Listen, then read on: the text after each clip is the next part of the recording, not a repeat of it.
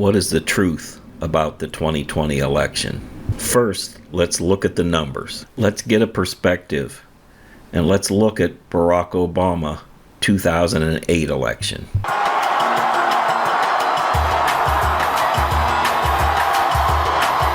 2008, Barack Obama got more votes than any other president in history.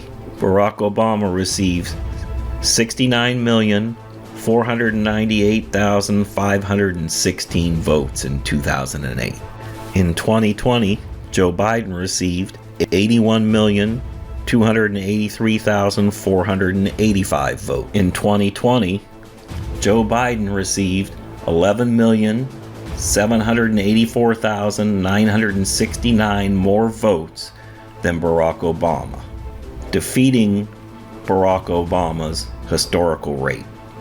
In 2020, Donald Trump received 74,223,744 votes. That's an increase of 4,725,228 votes more than Barack Obama due to the increase in Black and Hispanic vote. That means that Joe Biden received 16,510,197 more votes than any president in history. Now let's look at some of the key state totals. In Arizona, Joe Biden received 637,436 more votes than Barack Obama. That shows that Joe Biden got 61% more votes than Barack Obama. In Georgia, Joe Biden received 629,510 more votes than Barack Obama. That's 34% more. In Nevada, Joe Biden received 171,602 more votes than Barack Obama, a 32% increase. And in Pennsylvania, Joe Biden received 469,649 votes. That's nearly 500,000 more votes than Barack Obama, and a 15.7% increase. Gallup just released their poll for 2020 for the most admired man in America. Donald Trump won that survey with 18%. Barack Obama came in second with 15%. And Joe Biden received 6% of the vote. You may wonder how Joe Biden got so many votes. Well, let's take you to the source. We have put together, I think, the most extensive and inclusive voter fraud organization in the history of American politics. And this fraud was perpetrated across our country and in all the battleground states. Tens of thousands of dead people voted. Tens of thousands of people that moved out of the states voted. And tens of thousands of people voted more than once. Now let's look at a postal worker from Pennsylvania. I drive tractor trailer for U.S. Postal Service, subcontractor. I drive a route transporting mail from Lancaster, Pennsylvania to Bethpage, New York, to Harrisburg, Pennsylvania, and back to Lancaster. On October 21st, when I arrived for my usual route in Bethpage, New York, an expediter made 3 references to ballots that were to be loaded into my trailer, including saying, "Hey, you've got a ballot today," or "You have ballots today." In total, I saw 24 Gaylords. Where's that box? Right here. You got this guy right here. That's kind of a good representation of a Gaylord, all right, too. But for a visual, I mean, that will work, all right. In total, I saw 24 Gaylords, or large cardboard containers of ballots loaded into my trailer. These Gaylords contain plastic trays. I call them totes, but trays will work, of ballots stacked on top of each other. All the envelopes were the same size. I could see the envelopes had handwritten return addresses. They were complete ballots. I didn't think much of it at the time. At Bethpage, I was loaded with 2 tall gaylords, okay? They had mixed mail pieces bound for Lancaster. These gaylords were loaded first because they would be the last off my trailer. The remainder of the truck was loaded with complete ballots bounded for Harrisburg. I then drove to Harrisburg with the ballots. Usually I offload in one of the 7 docks every day, but not on October 21st. I wasn't allowed to offload. Whenever I pull into Harrisburg, I go around and I get unloaded and then I roll out. Not that day, all right? Not that day. Instead, I was made to wait for roughly 6 hours in the yard, from 9:15 a.m. to 3 p.m. This really ticked me off. All right? From the time I first arrived in Harrisburg from Bethpage, everything got weird. None of that happened. After waiting 6 hours, I went inside to figure out what's going on. I was told to wait for the transportation supervisor. This was also weird. 16 months I've been doing this. I've never spoken with this transportation supervisor from the United States Postal Service. The supervisor told me to drive to Lancaster without being unloaded in Harrisburg. This made no sense to me. I knew the ballots were loaded for Harrisburg, and that if I was to go to Lancaster, they would have to off-unload my those pallets in Lancaster to take off Lancaster stuff, to put the ballots back on the trailer, to send it back to Harrisburg. Doesn't make no sense. I wanted my ticket, so whenever I go and whenever I'll leave, I'll get a ticket. I'll get a ticket, a slip, whatever you want to call it. It's the date, time that I'm supposed to be there. It'll have my trailer number on it. It'll have how much I'm loaded. So I wanted my ticket, my slip. I call them tickets. Some people call them slips, okay? And then because I was there for 6 hours, I wanted my late slip too, because I wanted to be paid for sitting in that yard for 6 hours. A ticket is always provided to a driver when they arrive at a United States Postal Service facility that proves you were there.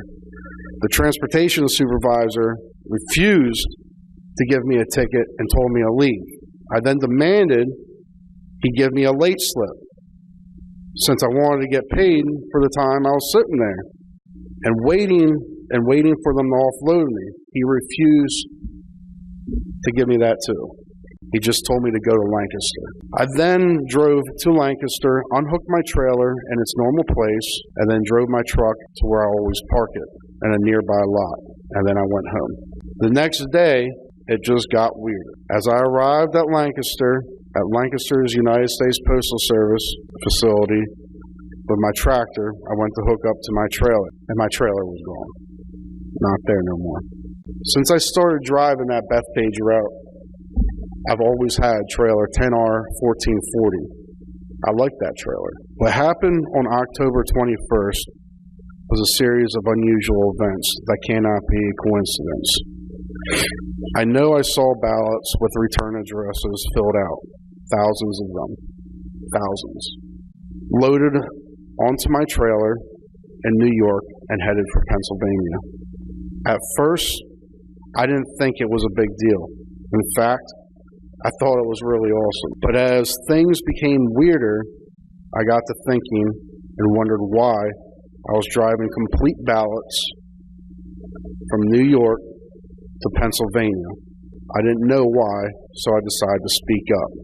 And that's what I'm doing today. That was an estimated 200 to 300,000 ballots in one tractor trailer from New York to Pennsylvania, and then it disappeared. Extensive and inclusive voter fraud organization in the history of American politics. Now let's look at what happened in Georgia. So we're at about 10 o'clock. And what you'll notice is that the workers are present, working, and you have, back in that corner I pointed out to you, the press and the Republican observers. According to the witnesses, the Republican observers, there is a lady who has blonde braids, who comes out to announce we're going to stop counting. Everyone go home. And in fact, we see that. What happens is everyone clears out, including the Republican observers and the press, but 4 people stay behind and continue counting and tabulating well into the night. We're going to roll this back and show it to you. There you go.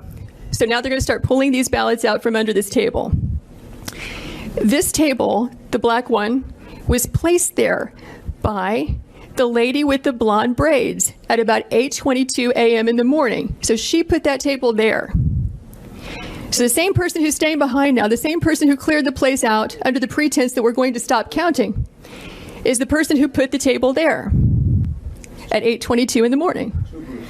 Yeah, I saw 4 suitcases come out from underneath the table. See the gentleman in the red. So he just pulled one out. So what are these ballots doing there, separate from all the other ballots? And why are they only counting them whenever the place is cleared out with no witnesses? We have put together, I think, the most extensive and inclusive voter fraud organization in the history of American politics. Now let's look at the Dominion voting machines and the Smartmatic software on those machines. Well, their slogan is accurate, reliable, and transparent. Today we've proven they're anything but those 3 things. They're not accurate, they're not reliable, and they're opaque as hell. Shady at best. For Rebel News, outside of Dominion Voting Systems headquarters in Toronto, Canada, I'm Cian Bexton. In Toronto, outside of the headquarters of a business you've probably heard of, Dominion Voting Systems. Donald Trump has been tweeting about this company pretty much nonstop over the past few days after allegations of voter fraud arose, specifically coming out of Michigan. About 3,000 ballots were switched from Donald Trump to Joe Biden. While those who have witnessed the attempts to steal this election continue to report it, the heart of the widespread systematic voting fraud is with the electronic voting machines owned by this globalist. As I wrote about in A Heartbeat Away, the man who controls the voting machines is linked to leftist billionaire George Soros. He's chairman of his board. Now, as I mentioned before, Tides Canada is directly funded by George Soros, and this is very clear evidence that George Soros' company and Dominion Voting have worked together to cover up the fact that they work in such close proximity, not just in the same office building, but on the very same office floor.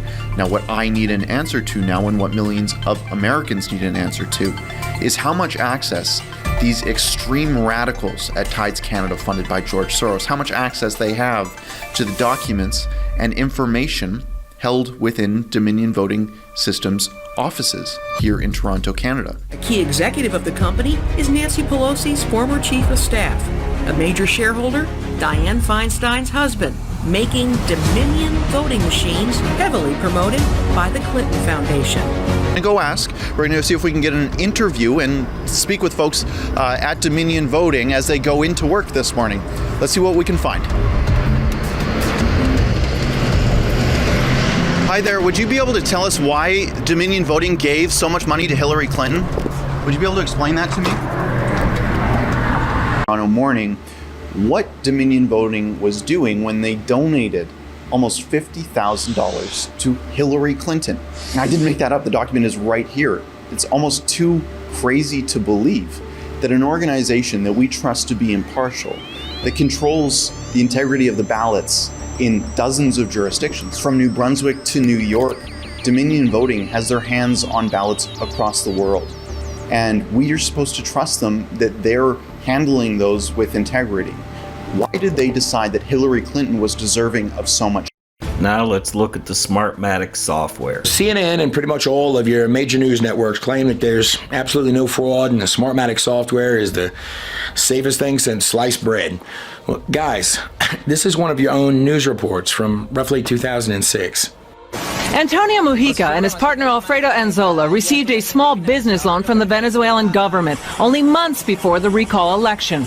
These corporate registration documents from Venezuela show the Venezuelan government owned 28% of the stock of another company they started, Bizta, which adapted voting software for the Smartmatic machines in the 2004 elections. The same document shows a Chavez government minister, Omar Montillo, was on the board of directors. The Chavez government gave Vista, Smartmatic, and another company a $91 million contract to run voting machines for the 2004 election.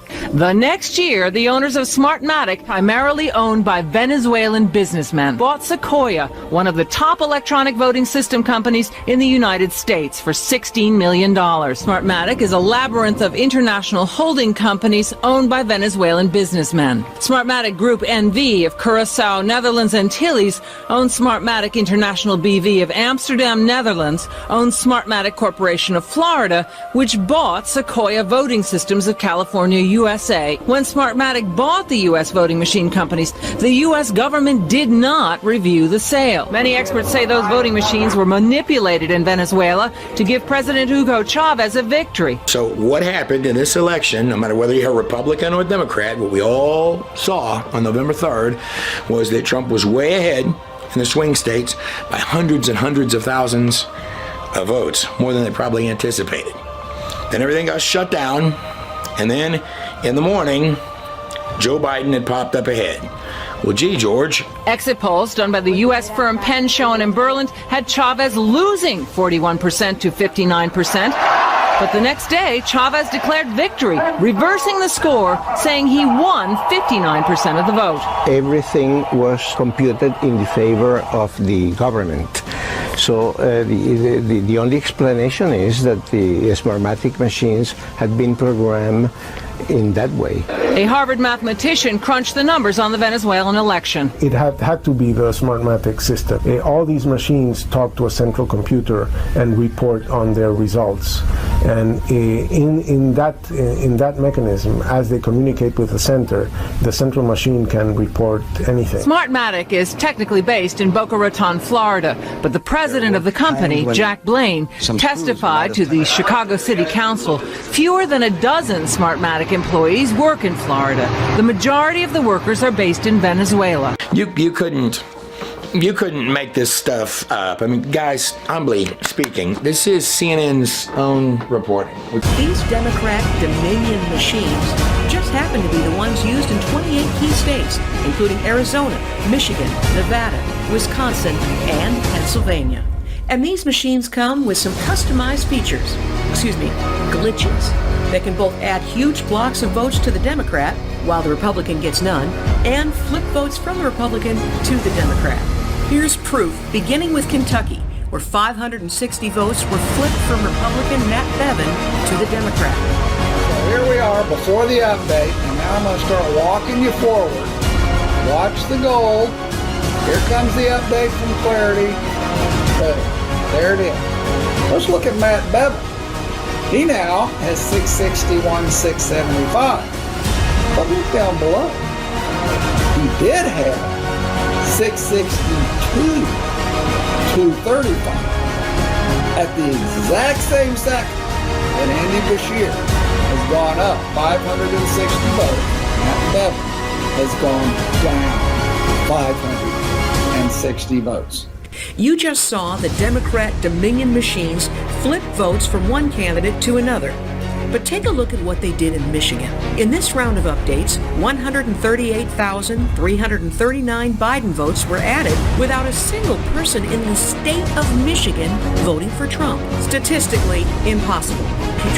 While this wasn't enough, in Antrim County, ballots were counted for Democrats that were meant for Republicans, causing a 6,000 vote swing against our candidates. The county clerk came forward and said tabulating software glitched and caused a miscalculation of the votes. Since then, we have now discovered that 47 counties use this same software in the same capacity. Antrim County had to hand count all of the ballots, and these counties that use this software need to closely examine their results for similar discrepancies. Another vote swap glitch caught on camera in Pennsylvania. 19,958 votes switched from President Trump to Joe Biden in 1 minute. Watch in real time President Trump's totals go down. Here's the first time we see Pennsylvania on the screen with Trump at 1,690,000. In In a second, we'll see Pennsylvania back up on the screen at 1,670,000. As election results are tallied, the totals naturally go up, unless you're using a Democrat Dominion voting machine.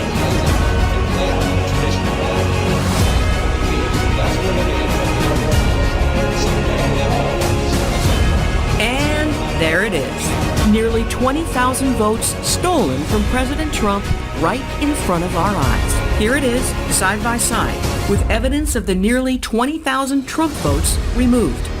Patrick Byrne, founder and former CEO of Overstock.com, has long considered himself a libertarian tech entrepreneur. Byrne now finds himself more than entrepreneur. He's on a mission to save the republic from a deadly virus, widespread machine and software election fraud. When you get talking about, thousands of votes in a row for one candidate, just to give you the mathematical odds against it, if you're talking about a group that has a 96% affinity for Biden, so imagine we're talking about would have 1,000 in a row, goes to, it's about a couple quadrillion to one, and the chances that you would have the kinds of numbers we're seeing, where there were places where there were tens of thousands of votes in a row for Biden, the chances are quadrillions of quadrillions against that could ever happen in nature. You didn't necessarily vote. You did not vote for Donald Trump. You are a libertarian. That's correct. And you are doing this, why? I've never voted Republican or Democrat in my life. This is about the Constitution. If we lose this moment, the Constitution's done. We're never back. We're never have a free election again. But this isn't even close. I want to show people that this isn't even close. If you could freeze time and let this all play out through the courts, what would be exposed is 100% clear. This whole thing was rigged. Now let's look at China's involvement. The U.S. economy was exploding, and Donald Trump could easily win the next presidency. Then China released the coronavirus on the world. And there could be nefarious groups trying to manipulate the U.S. election system. Reporting by Sherry Dong and Don Tran. Georgia attorney Lynn Wood claims that the Chinese regime sent Dominion $400 million ahead of the election. Public information does show ties between China, the bank, and Dominion. Showing Dominion Voting Systems' parent company receiving $400 million. Transaction happened less than a month before the election. According to a press release, the party that received the money, Staple Street Capital, acquired Dominion Voting System in 2018. A closer look into the New York subsidiary shows that among 4 of its board members, who are appointed by shareholders, 3 appear to be Chinese. One of them is Ye Xiang, a Chinese national, who also served as a board member of the Beijing-based UBS. The person had worked at the Chinese regime's central bank, the state-owned Bank of China, as well as the Hong Kong government's financial regulatory agencies. UBS is the first foreign bank that's allowed to have a fully licensed security joint venture in China's very restricted financial market. The facilitator of the joint venture is Chinese Vice Premier Wang Qishan, who is deemed the most finance-savvy communist official. He was the mayor of Beijing in 2006 when he met with UBS's then-chairman Marcel Ospel. According to a Chinese company profiling website, after the 2020 election, the Beijing UBS went through a major leadership turnover on November the 30th. One day before Lin Wood's tweet about UBS, 12 out of its 15 board of directors quit, including Ye Xiang, the New York UBS board member mentioned earlier. Another who just quit the board is Cheng Yixun, the former CEO of UBS's Beijing-based joint venture and an expert hired in the Chinese Communist Party's Thousand Talents program. The U.S. Senate deems the program a threat to U.S. national security. According to the International Consortium of Investigative Journalists, UBS is among the major Western banks that played a key role as middlemen in helping Chinese communist officials set up trusts and companies at offshore centers usually associated with hidden wealth. The SEC filing shows only 2 transactions related to Dominion's parent company. Both are from UBS's New York subsidiary. Other than the $400 million transaction in October, Dominion received $200 million from UBS in 2014. In a previous voter fraud lawsuit filed by Sidney Powell, a former military intelligence official claimed in an affidavit that Chinese operatives had access to Dominion voting system in several key states. 1 month before the election, China gave Dominion's parent company $400 million to take over and control this election. We've encountered an error sharing. Can you guys share this out? They just took down my Twitter account along with General Flynn and Sidney Powell all at once. They just went down because I'm sharing the truth out there on the election fraud that Dennis Montgomery can absolutely prove, and the team of white hat hackers that have access to the hammer and scorecard can prove in real time that the election fraud occurred. They have the data. They just need the president to declassify hammer and scorecard, and they need him to take the gag order off Dennis Montgomery. This is an urgent request to anybody that's listening right now. Please share this out and tag at Real Donald Trump on Twitter. General Flynn just went down on suspended me, Sidney, yep, Lynn Wood, General, yep, we just got all taken out together just now, not minutes ago. Smartmatic machines and ESS and all the other Diebold and all the other machines that they're using are all compromised. And James Comey sold for lots of money the hammer and scorecard to the Chinese so that they could get involved and manipulate our elections. That's right. It needs to absolutely declassify hammer and scorecard. And he needs to take the gag order off the gentleman who built hammer and scorecard. His name is Dennis Montgomery. Dennis has 47 hard drives. I forget how many terabytes of data. It's a lot of data. James Comey is aware of it. Larry Klayman, who is Dennis Montgomery's attorney, is aware of it. The thing is the hammer and scorecard, which is the computer that Dennis Montgomery built for John Brennan, which has been collecting all this data on us. It's the parallel computer to the NSA queries. Remember those 702 queries that allow people to get access to information supposedly through a FISA warrant? The hammer and scorecard is the mirror to that, and it's been sold to the Chinese, and this is coming directly from General McInerney. It was sold to the Chinese by James Comey. Nancy Pelosi panicked the next day after the Capitol incursion. A couple things. There was very limited security around the Capitol the day of the president's speech. Then we had the incursion. We had a lot of bad people there, destroying property, which none of the MAGA people were doing. But Nancy Pelosi then calling for the 25th Amendment, Chuck Schumer the day before calling for impeachment of the president when they realized what was taken from Nancy's office by some good folks. Who has her laptop? I believe we do. The good people have her laptop. And according to Patrick Byrne, what's on that laptop is Seth Rich's file server is on that laptop. And that's per Patrick Byrne. I don't have the intel on that. I'm just repeating what Patrick Byrne told our audience a couple of nights ago when I did an interview with him day before yesterday. China's President Xi Jinping is not as vocal or social media obsessed as President Trump, but he's arguably the world's most powerful leader. And thanks to a recent end to term limits, he can now rule for life. This is about China becoming the economic power and controlling and ruling our world. This is about a socialist movement by China to change our government. This is about the deep state and the Barack Obama administration trying to take over control of our country. This is not just China and the Democrats, it's about the whole world. Many that are our allies hate America and hate Donald Trump, and they will do anything to stop Donald Trump from becoming president. This is also about the banking system and other elites that are trying to take control of our world. For our struggle is not against flesh and blood, but against rulers and against authorities and against powers of this dark world and against the spiritual forces of evil in the heavenly realms. This is a battle between the godly and the ungodly, and the godly will win. God bless.